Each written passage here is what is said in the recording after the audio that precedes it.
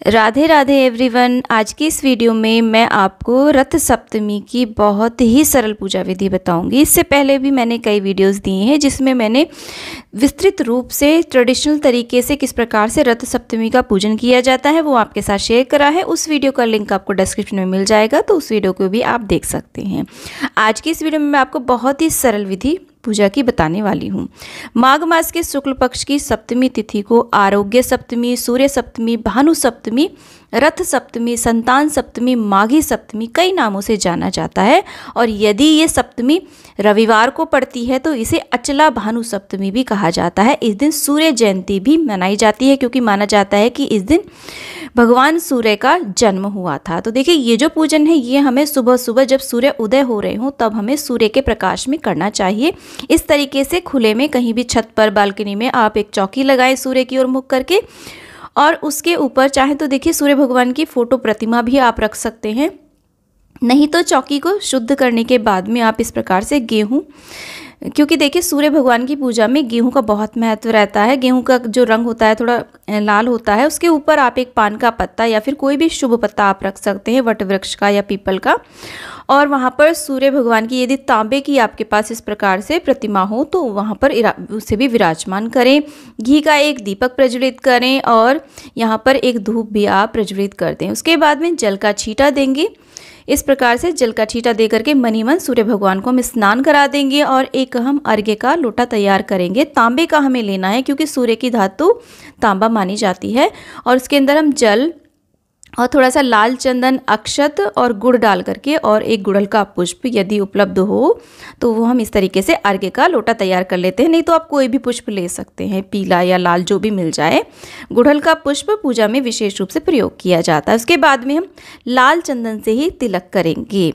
बहुत ही महत्वपूर्ण दिन होता है। ये ब्रह्मांड में ऊर्जा के एकमात्र स्रोत भगवान सूर्य के जन्म का दिन माना जाता है।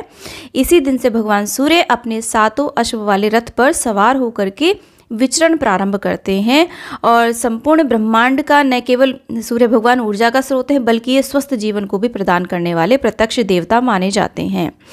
ज्योतिष शास्त्रों के अनुसार सूर्य को ग्रहों का राजा कहा जाता है। यदि हम राजा को बलिष्ठ कर लेते हैं तो हमारा जीवन भी बहुत ही सुखमय हो जाता है।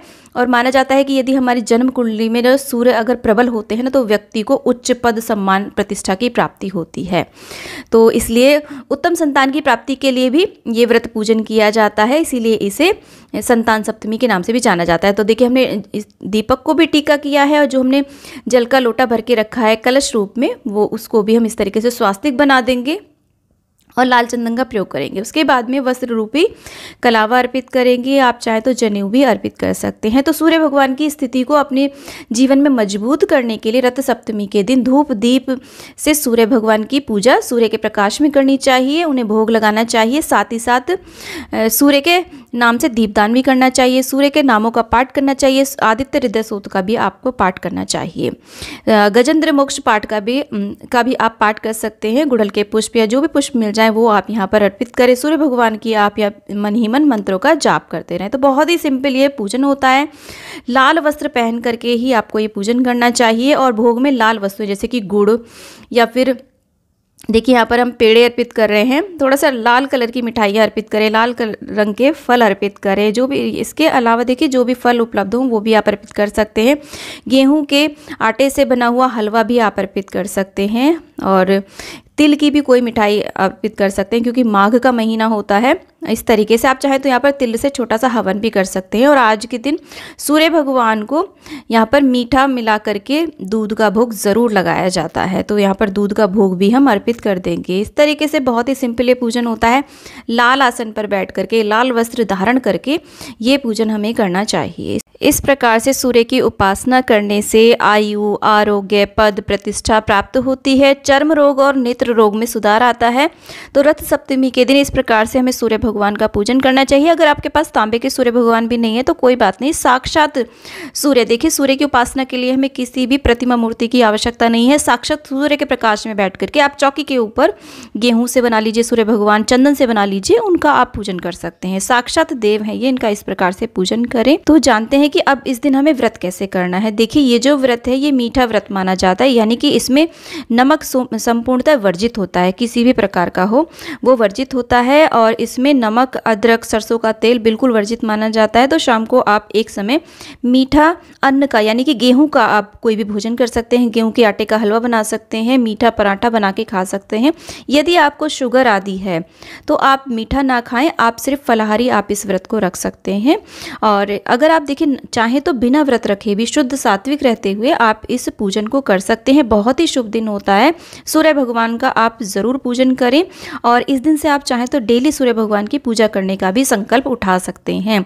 और देखिए, इतना ज़्यादा कुछ ना भी कर सके तो आज के दिन आपको सूर्य भगवान को तो अर्घ्य अवश्य रूप से देना चाहिए। अब यहाँ पर जो हमने जल का एक पात्र तैयार किया है तांबे का, उसे हम देखिए सूर्य भगवान को अर्घ्य दे देते हैं। और गेहूं को हम चिड़िया आदि को खिला देंगे। थोड़ी देर बाद हम चौकी का यहाँ से विस्थापित कर देते हैं और भोग प्रसाद को आप परिवार सहित ग्रहण कर सकते हैं। इस प्रकार से देखिए सूर्य भगवान को अर्घ्य देते हैं। सूर्य को अर्घ्य कैसे देते हैं इसकी वीडियो भी चैनल पे है पूरे विधि विधान से, उस वीडियो को भी आप देख करके जान सकते हैं। तो सूर्य की उपासना करने से हमारे जीवन में हम सूर्य के समान ही चमकते हैं। अपने बच्चों से ये पूजा अवश्य करवाएं। डेली सूर्य को हमें अर्घ्य अवश्य देना चाहिए। और यहाँ पर देखिए, जब आप अर्घ्य देंगे तो सूर्य के आप नामों का जाप करते रहें। ओम सूर्याय नमः बोलते रहें, ओम गृहिणी सूर्याय नमः, किसी भी मंत्र का आप जाप कर सकते हैं। सूर्य भगवान की उपासना में कुछ चीज़ों का बहुत महत्व होता है, जैसे कि लाल रंग का महत्व होता है, तांबे का, गेहूं का, गुड़ का और गुड़हल के पुष्प का। इस प्रकार से इन चीज़ों का बहुत ही ज़्यादा महत्व रहता है। तो कोशिश करके इन सभी चीज़ों की आप व्यवस्था अवश्य करें। तो सूर्य सप्तमी के दिन इस प्रकार से आप पूजन करें। उम्मीद करती हूँ कि दी गई जानकारी आपको बहुत ही उपयोगी रही होगी। वीडियो थोड़ी भी यूज़फुल लगी है तो वीडियो को लाइक करें, चैनल को सब्सक्राइब करें, वीडियो को ज़्यादा ज़्यादा शेयर करें और कॉमेंट बॉक्स में ओम सूर्याय नमः आप अवश्य लिखें। दोस्तों, मिलते हैं नेक्स्ट वीडियो में, तब तक के लिए हरे कृष्णा, राधे राधे, ओम सूर्याय नमः।